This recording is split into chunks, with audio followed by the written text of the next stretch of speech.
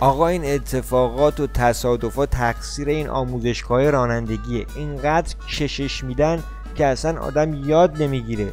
من یه دوستی داشتم اینقدر رفته بود آموزشگاه دیگه این اواخر در حین آموزش مسافرکشی هم میکرد. ولی فقط تقصیر آموزشگاه ها نیست، این شرکت های خودروسازی هم مقصرن.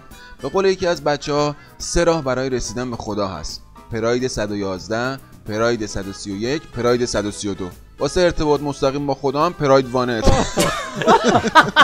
آره اوضاع خودروسازی خرابه. اصلا با این وضعی که ماشین‌های تولید داخل دارن به نظرم فرغون باید به عنوان یک وسیله نقلیه اعلام استقلال کنه.